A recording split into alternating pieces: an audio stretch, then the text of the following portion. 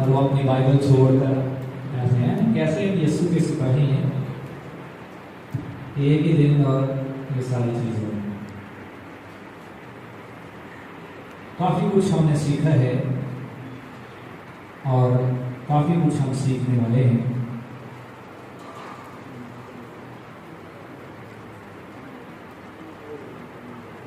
اور آج یعقوب کے خط میں سے تیسرے باب کا کچھ حصہ میں آپ کے سامنے پیش کرنے لگا ہوں۔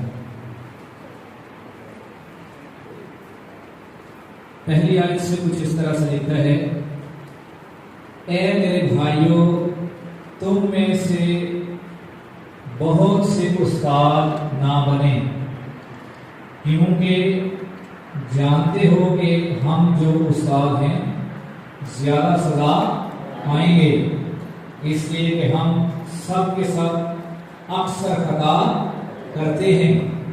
کامل شخص وہ ہے جو باتوں میں خطا نہ کرے، وہ سارے بدن کو بھی قابو میں رکھ سکتا ہے۔ یہ میری نظر میں پہلا حصہ ہے، اور دوسرا حصہ ہم جو ہے زبان کے تعلق سے دیکھیں گے۔ پہلے حصے میں خدا کا بندہ ایک ایسی حقیقت کو پیش کر رہا ہے جو شاید اس زمانے میں بھی اور آج کے زمانے میں بھی زیادہ تر لوگوں کی خواہش ہے۔ زیادہ لوگ استاد بننے کے خواہش مند ہیں اور یہ نہیں جانتے کہ ہم جو استاد ہیں زیادہ سزا کے لائق ٹھہریں گے۔ کیوں؟ یہ ایک ذمہ داری کا کام ہے، ہمیں اس کے لائق بھی ہونا چاہیے۔ سنانے کو بہت کچھ ہے، مگر چند حوالہ جات کے ساتھ میں اس کو سم اپ کرنے کی کوشش کروں گا۔ اگر آپ پالوس رسول کے خطوط پڑھیں، تیموتھیوس کا پہلا خط اور اس کا تیسرا باب، پس جو شخص نگہبان کا عہدہ چاہتا ہے وہ اچھے کام کی خواہش کرتا ہے۔ ہر کسی کی خواہش ہے کہ میں استاد بنوں، میں کلیسیا کا بڑا لیڈر بن جاؤں، مبشر بن جاؤں، ایلڈر بن جاؤں، پادری بن جاؤں، بشپ بن جاؤں، میں بہت بڑا کہلاؤں، میں مشہور ہو جاؤں۔ اچھا کرتے ہیں، اچھی خواہش ہے، مگر کیا میرے سمیت ہر ایک شخص جو اس خواہش کو کر رہا ہے، کیا کبھی اس نے سوچا ہے کہ جس خواہش کو میں کر رہا ہوں اس کے لیے کوئی کوالیفیکیشن بھی ہے؟ تو وہاں پر کیا لکھا ہے؟ آئیں ذرا ایک دفعہ اس حوالے کو تھوڑا سا دیکھ لیتے ہیں۔ تیموتھیوس کا پہلا خط ہے، تیسرا باب، یہ بات سچ ہے کہ جو شخص نگہبان کا عہدہ چاہتا ہے وہ اچھے کام کی خواہش کرتا ہے۔ میرے ساتھ نکالا ہے آپ سب نے؟ زیادہ میں حوالوں سے زیادہ باتیں خود سے نہیں کروں گا، تو حوالوں کو غور سے ذرا دیکھیں۔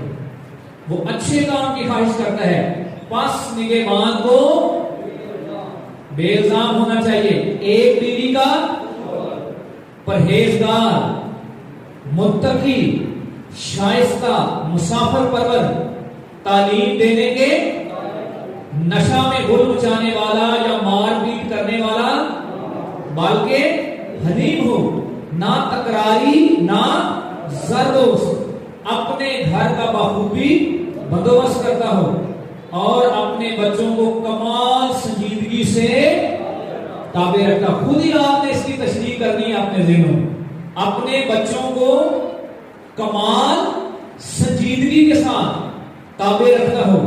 آگے لکھا ہے، جب کوئی اپنے گھر ہی کا بندوبست کرنا نہیں جانتا تو خدا کی کلیسیا کی خبر گیری نو مرید نہ ہو، نیولی کنورٹڈ، نیا مسیحیت میں آیا بندہ نہ ہو، وہ پرانے مذہب کو پھیلانا شروع کر دے گا تاکہ تکبر کر کے کہیں ابلیس کی سی سزا نہ پائے۔ باہر والوں کے نزدیک بھی محلے میں، گاؤں میں، شہر میں آپ کی اچھی گواہی ہونی چاہیے۔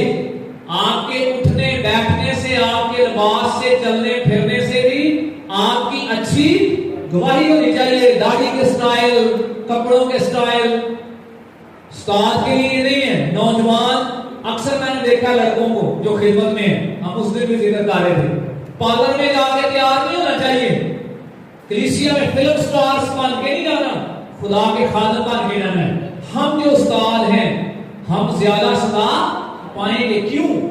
کیونکہ جو کوالیفیکیشن ہے زیادہ تر لوگ اس کوالیفیکیشن کے مطابق خدمت میں نہیں ہیں، بلکہ ہم ظاہری چیزوں کو دیکھ کر پارٹی سے باندھ کیجیے، اچھے صوفے پہ بٹھایا جاتا ہے، اچھا کھانا کھلایا جاتا ہے، بڑی بدے ہوتی ہے، ہدیہ بڑا ملتا ہے، ترقی بڑی ہوتی ہے، فلاں پادری کے پاس گاڑی ہے، فلاں کا گھر بڑا اچھا ہے، فلاں کو ایسے ہو گئے ایسے ہو گئے، میں ابھی خدمت میں آ جاؤں۔ یہ ہماری جو کوالیفیکیشن ہم دیکھتے ہیں ہم یہ دیکھ کر آتے ہیں، لیکن یہاں پر لکھا ہے کہ یہ چیزیں ہونی چاہیے۔ آگے طرف دیکھیں، اسی طرح خادموں کو بھی سنجیدہ ہونا چاہیے، دو زبان اور شرابی اور ناجائز نفع کے لالچی اور ایمان کے بھید کو پاک دل میں حفاظت سے یہ بھی پہلے آزمائے جائیں، اس کے بعد اگر بے الزام ٹھہرے تو خدمت کا پہلے کیا کریں؟ بولے جی، پھر اگر اس لائق تو پھر خدمت کا کام کریں، ورنہ کیا کریں؟ نہ کریں، گھر بیٹھیں۔ پھر آگے لکھا ہے اسی طرح عورتوں کو بھی عورتیں بھی استاد ہیں کلیسیا کی، عورتوں کو بھی کیا ہونا چاہیے؟ سنجیدہ ہونا چاہیے۔ آگے کیا لکھا ہے؟ تہمت لگانے والی بلکہ پرہیز اور سب باتوں میں ایماندار ہوں، خادم ایک ایک بیوی کے شوہر ہوں، اپنے بچوں اور گھروں کا بخوبی بندوبست، کیونکہ جو خدمت کا کام بخوبی انجام دیتے ہیں وہ اپنے لیے اچھا مرتبہ اور اس ایمان میں جو یسوع مسیح میں ہے بڑی دلیری حاصل کرتے ہیں۔ جو ان کوالٹیز پہ ہوتے ہیں، میرا ایمان ہے، وہ خادم بڑا مرتبہ پاتے ہیں، انہیں بڑی برکت ملتی ہے۔ جلدی سے ایک اور ریفرنس آپ کے سامنے پیش کرنا چاہتا ہوں، آپ کو زبانی یاد ہے، کرنتھیوں کے نام پالوس رسول خط لکھتے ہیں، نعمتیں تو طرح طرح کی ہیں مگر روح، خدمتیں بھی طرح طرح کی ہیں مگر خدا جس کو جو چاہتا ہے بانٹتا ہے۔ لیکن کیوں نقل کر رہے ہیں، کیوں کاپی کر رہے ہیں؟ یقین جانیں لوگوں کے پاس شفا دینے کا توڑا ہے ہی نہیں، لیکن یہ کام ہر پادری صاحب جو ہے مجموعے نکالنے کی کوشش کر رہا ہے، بیماروں کو ٹھیک کرنے کی کوشش کر رہا ہے۔ فرسٹ ہمیں سب سے پہلے یہ دیکھنا چاہیے کہ میرے پاس خدا کا توڑا کون سا ہے۔ اگر ہمیں یہ پتا ہو کہ خدا نے مجھے چنا ہے، first of all we must have to know, ہماری جو بلاہٹ ہے اس کے بارے میں ہمیں پتا ہونا چاہیے، ہم بلائے بھی گئے ہیں یا نہیں۔ پھر دوسری بات کہ ہم اس توڑے کے اہل بھی ہیں یا نہیں، ہمیں کون سا توڑا ملا ہے۔ دیکھیں، شفا دینے کا توڑا ہے، کلام سنانے کا توڑا ہے، کاؤنسلنگ کرنے کا توڑا ہے، نبوت کا توڑا ہے، شفا کا توڑا ہے، لیکن ہر ایک شخص جو ہے وہ ایک ہی کام کرنے کے، کیونکہ مسئلہ کیا ہے؟ مسئلہ یہ ہے کلیسیا اس کو خادم سمجھتی ہے جو بدروئے نکالے، موعظے کرے اور جو غیر زبان بولے، باقیوں کو کہتے ہیں روح القدس اس میں نہیں ہے۔ حالانکہ یہاں پہ لکھا ہے کہ نعمتیں تو مگر روح ایک ہی ہے۔ اور میرے عزیزو، اب ہم جو استاد ہیں، اچھی بات ہے آپ سب بھی کلیسیا کے لیڈرز ہیں اور آپ خدا کے کلام کو سیکھنے اور دوسروں کو سکھانے کی خواہش رکھتے ہیں، یہ ایک اچھی خواہش ہے، مگر اس کی جو کوالیفیکیشن ہے میں آپ کی منت کرتا ہوں کہ اس کوالیفیکیشن کو ضرور اسٹڈی کریں، ورنہ آپ سزا پائیں گے۔ صرف ایک، بہت ساری بائبل میں مثالیں ہیں، ایک مثال ایک بڑے استاد کی پیش کرنا چاہتا ہوں۔ میرے عزیزو، موسیٰ بنی اسرائیل قوم کا استاد اور ان کو خدا سے شریعت لے کر دینے والا، پرانے عہد نامے کا سب سے بڑا استاد شریعت کا کون ہے؟ موسیٰ ہے، جس کے ساتھ خدا نے پہاڑ پر بات کی ہے، جس کو خدا نے 10 حکم دیے ہیں، جس نے 40 سال ایک قوم کی تربیت کی ہے اور استاد ہوتے ہوئے نگہبانی کی ہے۔ یہاں پر لکھا ہے کہ استاد جو ہے وہ زیادہ سزا آئیں گے. اب وہ جو قوم ہے 40 سال تک وہ قوم آرام سے چلتی رہی یا بڑبڑاتی رہی؟ زبان پر ہم پھر آئیں گے. بڑبڑانے والی کلیسیا کی گلا بازی کی کتنے سال؟ 40 سال. اور 40 سالوں میں کبھی کبھی وہ اتنا دکھ کر دیتے تھے, پریشان کر دیتے تھے کہ خدا بھی ان کو مار دینا چاہتے تھے, اور یہاں تک کہ کبھی کبھی موسیٰ بھی ان سے اکتا جاتے تھے.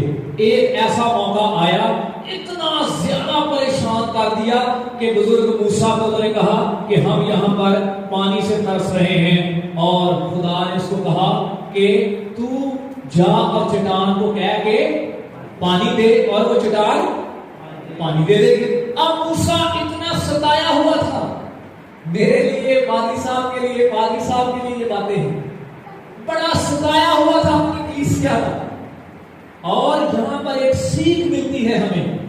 اس نے جا کر چٹان کا کیا مار دی, اور خدا نے کہا تھا کہ لاٹھی مار. تو ہم جو استاد ہیں, آپ سے بھی گزارش ہے کہ ہمیں اتنا زیادہ نہ بتایا کریں, ہم ٹھیک رہیں. اور خادموں کو بھی چاہیے کہ جتنا خدا نے کہا ہے اس سے آگے ہرگز, ورنہ کیا ہوگا, نافرمانی ہو جائے گی. اور ہم جو استاد ہیں زیادہ صدا مارے موسیٰ مصر میں گیا, قوم کو کہا اٹھو, خدا یہاں سے ہمیں ایک ایسی سرزمین میں لے کر جائے گا جہاں دودھ اور شہد کی نہریں. مگر کیا ہوتا ہے, اس لاٹھی مارنے کی وجہ سے خدا کہتا ہے کہ پہاڑ پر چڑھ کر اس ملک کو دیکھ لے, مگر تو اس میں داخل ہو گے. ہم جو استاد ہیں زیادہ صدا آئیں گے. موسیٰ خود داخل نہیں ہو سکا, موسیٰ رہ گیا, اور باقی قوم کی اگلی نسل جو ہے وہ وہاں پر گئی. سو ہم جو استاد ہیں ہوشیار ہو جائیں, کہیں خدا کے کہے سے زیادہ نہ. اب جو مسئلہ کیا ہے, ہم اتنے زیادہ روح میں مگن ہو گئے ہیں کہ ہمیں یہ بات بھول نہیں ہے کہ دعا کرنی ہے روح اور عقل سے, پرستش کرنی ہے روح اور عقل سے. اور ہم کبھی کبھی اتنے زیادہ روحانی ہو جاتے ہیں کہ ہم خدا کی حکمت کو پیچھے چھوڑ دیتے ہیں. ایک چھوٹا سا واقعہ میں آپ کو سناتا ہوں. مجھے ٹائم کا بڑا احساس ہے. میں ایک جگہ پر گیا, پادری صاحب نے مجھے بلایا, ابھی وہ خدا میں ایک حادثے میں سو گئے ہیں. بھائی الفریڈ لوگوں کو میں نے بپتسمہ دیا تھا, اور بھائی ارشد کی میں بات کر رہا ہوں, وہ وہاں پر رہنے والے تھے, منڈا چوک جس کو کہتے ہیں اس طرف پہ. ایک دفعہ کا ذکر ہے کہ انہوں نے ایک جماعت بنائی نوجوان بیٹوں اور بیٹیوں کی. شیطان نے نورانی فرشتہ بن کر اس کو کہا کہ آپ نے ایک بہت بڑا کروسڈ کروانا ہے, اور 2 وہاں پر آپ نے معذور لے کر آنے ہیں, ایک انڈا اور ایک لنگڑا, اور وہاں پر ان کو شفا ملے گی, اور دیگیں رکھنی ہے, کھانا آسمان سے آئے گا. اتنا زیادہ جلالی منظر اس کو دکھایا کہ اس نے کروسڈ کا اناؤنس کر دیا, اور انہوں نے مانگنے والوں کو 2-2 ہزار روپیہ دیہی دے کے لے کر آئے کہ آپ نے ادھر آنا ہے, آپ کو شفا ملے گی. اور ساری بات میں کبھی وہ اٹھ کر دعا کرتے رہے, کبھی وہ بیٹھ کر دعا کرتے رہے, شور کرتے رہے. نہ وہ اندھے نے دیکھا, نہ لنگڑا چلا, اور نہ دیگوں میں چاول ہے. اور نتیجہ کیا ہوا, خداوند کے نام کی تعریف ہوئی یا تکفیر ہو گئی. اتنے روحانی نہ بن جائیں کہ آپ کے ذہن میں جو آ رہا ہے آپ اسی کو کہیں کہ یہ خدا کا کلام ہے. ایسے نہ بن جائیں. اور میں ایک حوالہ اس سلسلے میں آپ کے سامنے جو ہے وہ رکھنا چاہتا ہوں. یہاں پر میرے پاس لکھا ہوا ہے کہ ہمیں لکھے ہوئے سے تجاوز نہیں کرنا چاہیے. 1 کرنتھیوں 4 باب اور 6 آیت آپ نوٹ کر لیں, بعد میں پڑھیے گا. یہاں پر لکھا ہے خادموں کے لیے کہ جو لکھا ہوا ہے اس سے تجاوز, اور یہ بھی تو لکھا ہے کہ نہ اس میں کوئی بڑھائے اور نہ گھٹائے. یہ جو کتاب ہے جیسی ہے برائے مہربانی اس کو ویسے ہی استعمال کریں. خادموں کے لیے ہے, احتیاط کریں. موسیٰ پیچھے رہ گیا, اور ہم جو استاد ہیں ہم زیادہ صلاح کے لائق ہوں گے. اب استادوں کی بات جو ہے اسی کے ساتھ وہ اگلی بات شروع کر رہے زبان کی. ہم آپ کے استاد ہیں دینی, آپ کو سکھانے کے لیے ہم کیا استعمال کرتے ہیں, زبان. اور زبان ایک ایسا عضو ہے, چھوٹا سا پارٹ ہے باڈی کا, اس کے بغیر انسان اپنے خیالات کا اظہار نہیں کر سکتا. اس کے بغیر ہم کمیونیکیٹ نہیں کر سکتے. میں زیادہ اہمیت میں کچھ نہیں کہنا چاہتا, آپ سب جانتے ہیں زبان کی کتنی اہمیت ہے. اب یہاں پر خدا کا خادم کہتے ہیں کامل شخص وہ ہے جو باتوں میں خطا نہ کرے, وہ سارے بدن کو بھی قابو میں. جب ہم اپنے قابو میں کرنے کے لیے گھوڑوں کے منہ میں لگام دیتے ہیں تو ان کے سارے بدن کو بھی گھما سکتے ہیں. دیکھو جہاز بھی اگرچہ بڑے بڑے ہوتے ہیں اور تیز ہواؤں سے چلائے جاتے ہیں تو بھی ایک نہایت چھوٹی سی پتوار کے ذریعہ سے مانچھی کی مرضی کے مطابق گھمائے جاتے ہیں. ادھر ذرا غور کریں, جس زمانے میں مقدس یعقوب نے یہ خط لکھا ہے, کیا جہازوں میں انجن تھے؟ سوچیں ذرا, کیا جہازوں میں انجن تھے؟ تو پھر کیسے سمندروں میں وہ سفر کرتے تھے؟ آپ سب کو پتا ہے پالس رسول کے جو والد تھے ان کے 2 بزنس تھے, جہاز رانی کا اور ٹینٹ میکنگ کا, تمبو بنانے کا کاروبار تھا. اب یہ جو جہاز ہیں شروع میں گاڑیاں نہیں ہوا کرتی تھی اور یہ جہازوں کے ذریعہ سے بڑی بڑی بندرگاہوں میں, ابھی پادری صاحب نے جو کرنتھس کی کلیسیا کے بارے میں بات کی ہے وہ بھی ایک بندرگاہ تھی جیسے دبئی ہے. تو آج بھی اور پرانے زمانے میں بھی دنیا تجارت کرتی تھی بندرگاہوں پر, سی پورٹس پر. اور اس زمانے میں جہاز میں انجن تو ہوتا نہیں تھا, تو کبھی آپ نے سوچا ہے کہ جہاز کیسے چلتا تھا؟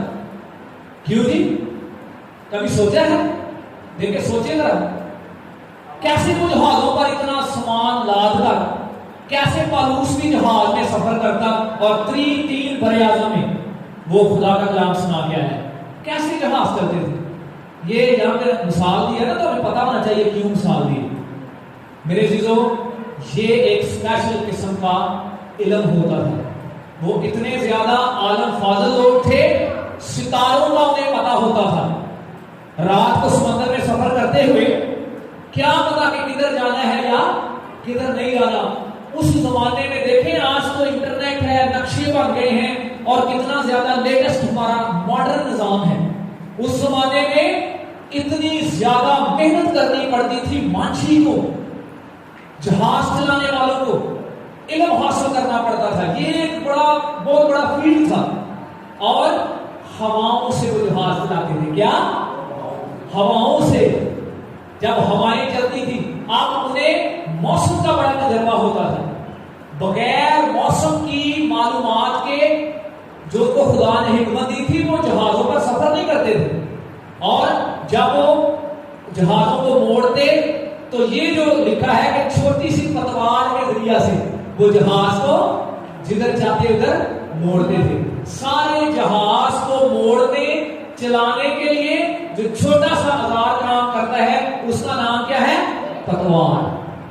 تو میں ابھی پیچھے دوبارہ کنفرم کرنے گیا تھا اپنے استاد سے کہ میں نے ایک قوم کنفرم کرنے گیا تھا. تو پرتگیزی, یاد رکھیں یہ بات, پرتگیزی جو لوگ تھے یہ ماہر تھے. پوری دنیا میں سب سے جو ماہر قوم جہاز چلانے والی ہے وہ پرتگیزی تھے.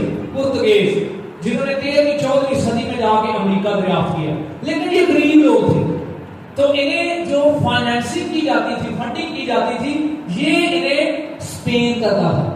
اسپین فنڈنگ کرتا تھا اور پرتگیزی جو ہے یہ جہازوں پر سفر کرتے تھے. یہ بڑے کمال ان کے پاس علم تھا. ہواؤں کے ساتھ اور موسم کے ساتھ اور ستاروں کے ساتھ, 3 چیزوں کے علم کے ساتھ یہ سمندروں پر راج کرتے اور حکمرانی کرتے تھے. کوئی بڑا انتظام نہیں تھا. اور پھر یہاں پر اس کی مثال دے کر یعقوب کہتا ہے کہ جس طرح سے ایک چھوٹی سی پتوار ہے, آپ کی اور میری زندگی کا جہاز جو ہے اس کو بھی ایک چھوٹی سی پتوار جدھر جائے ادھر موڑ سکتی ہے. اور اس لیے برائے مہربانی اپنی زبان کا بڑا خیال کریں. ابھی آپ کیا خیال کر سکتے ہیں؟ کوئی نہیں کر سکتے. آگے جا کر بتاؤں گا زبان کا کوئی کچھ نہیں کر سکتا. اصل جو وجہ ہے وہ کیا ہے, وہ ہم نے کرنی ہے. آگے یہاں پر لکھا ہے اسی طرح زبان کی ایک چھوٹا سا عضو ہے, بائبل میں دیکھیں, اور بڑی شیخی. دیکھو تھوڑی سی آگ سے کتنے بڑے جنگل میں زبان بھی ایک آگ ہے. زبان ہمارے اعضاء میں شرارت کا ایک اور سارے جسم کو داغ لگاتی ہے. اور دایا دنیا کو آگ لگا دیتی ہے اور جہنم کی آگ سے جلتی رہتی ہے، کیونکہ ہر قسم کے چوپائے اور پرندے اور کیڑے مکوڑے اور دریائی جانور تو انسان کے قابو میں اور آئے بھی ہیں، مگر زبان کو کوئی آدمی قابو۔ جب بائبل میں لکھا ہے کہ کوئی قابو، تو پھر میں اور آپ کی قابو آگے جا کے علاج دیکھیں گے کیا علاج ہو سکتا ہے۔ کوئی قابو نہیں کر سکتا، وہ ایک بلا ہے جو کبھی رکتی ہی نہیں، زہر قاتل سے بھری ہوئی ہے۔ اسی سے ہم خداوند اور باپ کی حمد کرتے ہیں، اور اسی سے آدمیوں کو جو خدا کی صورت پر ہے پیدا ہوئے ہیں بد دعا دیتے ہیں۔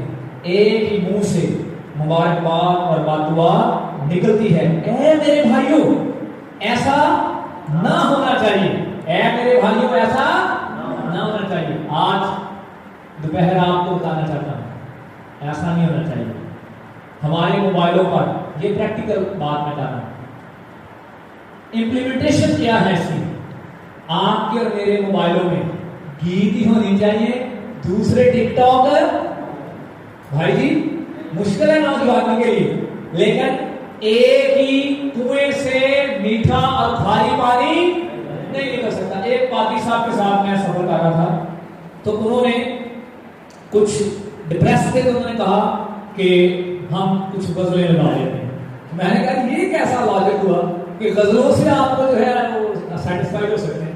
خدا کی یسوع مسیح نے کہا میں اپنا اطمینان تمہیں دیے جاتا ہوں، خدا کا اطمینان آپ کے اندر۔ اور بائبل مقدس میں لکھا ہے کہ تم آپس میں گیت اور مزامیر گایا کرو اور روحانی غزلیں گایا کرو، اسی سے آپ کو اور مجھے سکون ملنا چاہیے اور ہوشیار رہنا چاہیے۔ ایک ہی کنویں سے دونوں پانی نہیں نکل سکتے، ایک ہی چشمے سے۔ اے میرے بھائیوں، کیا انجیر کے درخت میں زیتون اور انگور میں انجیر پیدا ہو سکتے ہیں؟ اسی طرح کھاری چشمے سے میٹھا پانی نہیں نکل سکتا۔ آپ اور میں خدا یسوع مسیح میں ہیں، تو اس لیے ہمیں کیا کرنا چاہیے؟ یہ بڑا احتیاط کرنی چاہیے۔ اب بائبل مقدس میں لکھا ہے جو شخص زندگی سے خوش ہونا اور اچھے دن دیکھنا چاہتا ہے، پترس کے خط کی بات کر رہا ہوں پہلے، وہ کیا کرے؟ اپنے ہونٹوں کو بدی سے مکر کی بات کہنے سے اپنے ہونٹوں کو۔ میں کلید الکتاب پڑھ رہا تھا تو اس میں سینکڑوں کی تعداد میں زبان میں آیات لکھی ہوئی، لیکن میں آپ کو آج ساری آیتیں پڑھ کر نہیں سنانا چاہتا، پریکٹیکل بات کرنا چاہتا ہوں۔ ایک حوالہ آپ کے سامنے میں دیکھنا چاہتا ہوں، یہاں پر نکالے افسیوں 4 باب اور اس کی 29ویں آیت۔ جلدی سے افسیوں کے نام، افیسین چیپٹر 4، افسیوں 4 باب اور اس کی، اے میرے بھائیوں، اے یعقوب کے بھائیوں، میرے بھائیوں، خدا کے ایماندار بھائیوں، غور سے سنو۔ یہاں پر لکھا ہے 4 باب کی 29ویں آیت میں، کوئی گندی بات تمہارے منہ سے، بلکہ وہی جو ضرورت کے موافق ترقی کے لیے اچھی ہو، تاکہ اس سے سننے والوں پر فضل ہو۔ ایک دفعہ پھر ہم پکاریں گے، کوئی گندی بات تمہارے منہ سے، اور ہم کیا گاتے ہیں 141 زبور میں؟ میرے ہونٹاں دی منہ تے میرے دل نہ ہوئے میرا ولی رحمان۔ میرے ہونٹاں دی، آپ اور میں اپنی زبان کا کچھ نہیں کر سکتے۔ کیوں؟ کیونکہ زبان کے اندر کوئی احساسات نہیں ہے، کوئی احساسات نہیں۔ کیوں؟ کیونکہ زیادہ تر میں آگے چلا گیا والد صاحب، میں اس کو کلوز کر دیتا ہوں۔ کوئی احساسات نہیں ہے، ٹیسٹ برڈز ہے، صرف ذائقے کے۔ زبان کے اندر کوئی میموری نہیں ہے، کوئی سم کارڈ نہیں ہے۔ سم کارڈ آپ کے اور میرے، اور اس کے بعد خیالات کہاں پر ہیں؟ دل میں ہیں۔ اور بائبل مقدس میں میں چاہتا ہوں کہ ایک ریفرنس ہم دیکھیں، اور اگر آپ کو یاد ہے لوکا کی انجیل اگر ہم پڑھیں تو وہاں پر لکھا ہے کہ جو انسان کے دل میں ہے وہی اس کے، جو انسان کے وہ اس کے، سو زبان کو کوئی کنٹرول لیکن ہم اس کو کنٹرول کر سکتے ہیں. اگر ہم اس کو کنٹرول کریں گے کہ بائبل کا سمجھتے ہیں جو اندر ہے وہی باہر آتا ہے, اور باہر آنے کا دروازہ زبان ہے. تو آپ کے اندر کیا ہے وہ آپ کی زبان آپ کی نمائندگی کرتی ہے. اس لیے آپ جب دوست اکٹھے ہوتے ہیں نا تو گندی بات کوئی نہ کریں, کوئی شغل نہ لگائیں. ایسا ایمانداروں کو یہ زیبا نہیں ہے. پھر گالی نہ دیں. 2-3 حوالے ہیں لیکن میں ویسے بتانا چاہتا ہوں. کرنتھیوں کے نام پہلا خط اس کا 6واں باب کا لکھا ہے گالی دینے والا خدا کی بادشاہی میں داخل ہے. پر جب لکھا ہے داخل نہیں ہو سکتا تو پھر داخل ہے سوال ہی پیدا نہیں ہوتا. تو ہم جو ہے کہتے ہیں تقیہ کلام ہو گئے. اپنے بوڑھے باپ کو, بوڑھی ماں کو, بھائی کو, دوست کو منع کریں. جب بائبل میں لکھا ہے گالی دینے والا خدا کی بادشاہی میں داخل تو پھر نہیں ہو سکتا. تو اس لیے سب کچھ میرے اور آپ کے دل میں ہے, اور ہم اس دل کو خدا کے تابع کر سکتے ہیں. اور خدا کے کلام اگر ہم اس کے تابع کریں تو پھر ہم اپنی زبان سے اچھی چیزیں باہر نکال سکتے ہیں. کیونکہ بائبل مقدس میں لکھا ہے کہ کوئی شخص جو ہے وہ ایسا ہے نہیں ہے جو زبان کو قابو میں کر سکتا ہے. اب 13ویں آیت کو دیکھیں, آخری پیسج ہے اور ہم اس کو کلوز کر رہے ہیں. تم میں دانا اور فہیم آدمی کون ہے جو ایسا ہو وہ اپنے کاموں کو نیک چال چلن کے وسیلہ سے اس علم کے ساتھ ظاہر کرے جو حکمت سے پیدا ہوتا ہے. لیکن اگر تم اپنے دل میں سخت حسد, بٹر جیلسی, انگریزی بائبل میں لکھا بٹر جیلسی, بہت بڑا حسد اگر آپ کے دل میں ہے, سخت حسد. کئی لوگوں کا نا تھوڑا تھوڑا حسد ہے, کئی لوگوں کو کئی پرسنالٹی سے اتنی نفرت ہے, سخت حسد ہے. ایسے ہے نا, کچھ لوگوں کو تھوڑا تھوڑا حسد ہے, کچھ لوگوں کو سخت حسد ہے. تو اگر حسد ہے تو یاد رکھیں زبان کو بدل نہیں سکتے, لیکن آگے وہ طریقہ ہمیں بتا رہا ہے کہ فہیم آدمی, عقل مند آدمی جو ہے زبان کو تو ہم کچھ نہیں کر سکتے, لیکن ہم اس کو اگر ٹھیک کریں تو ہم بہتر ہو سکتے ہیں. اپنے دل میں سخت حسد اور تفرقے رکھتے ہو تو حق کے خلاف شیخی نہ مارو, نہ جھوٹ بولو. حکمت وہ نہیں جو اوپر سے آتی ہے بلکہ دنیاوی اور نفسانی اور شیطانی ہے. اس لیے کہ جہاں حسد اور تفرقے ہوتے ہیں وہاں فساد اور ہر طرح کا برا کام بھی ہوتا ہے. مگر جو حکمت اوپر سے آتی ہے اول تو وہ پاک ہوتی ہے, پھر ملنسار, حلیم, تربیت پذیر, رحم اور اچھے پھلوں سے لدی ہوئی, بے طرفدار, بے ریا ہوتی ہے, اور صلح کرانے والوں کے لیے راست بازی کا پھل صلح کے ساتھ بویا جاتا ہے. آخری بات, ایک غریب شخص تھا اور ایک امیر شخص جس کا نام لازر تھا. دونوں مر گئے. امیر شخص کس جگہ پر چلا گیا؟ امیر کہاں چلا گیا؟ اور غریب شخص کو کے بارے میں امیر شخص نے کیا کہا کہ لازر کو بھیج, انگلی ڈبو کر میری کس جگہ پر رکھے, میری زبان کو تر کرے. تو اگر یہاں پر ہم زبان اچھی نہیں رکھتے تو اوپر جا کر بھی سب سے زیادہ تکلیف زبان کے بارے میں لکھی. تو عدالت میں بھی خدا کے حضور بھی زبان آپ کی جو ہے اس کے لیے آپ ترس رہے ہیں, وہ لوگ جو خدا کے نہیں ہیں.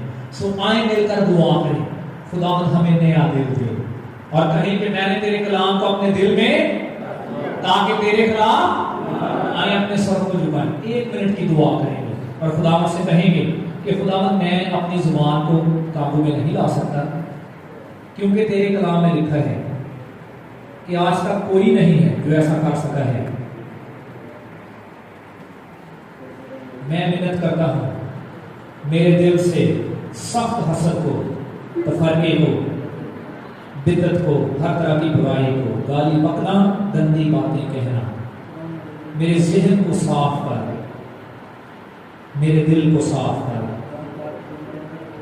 آپ کہیں میرے ذہن کو صاف کر, خداوند میرے دل کو صاف کر, میرے منہ پر نگہبان بٹھا تاکہ میں اچھی گفتگو کروں جس سے تیرا فضل ظاہر ہو. خدا یسوع کے نام سے. ہاں, شکریہ.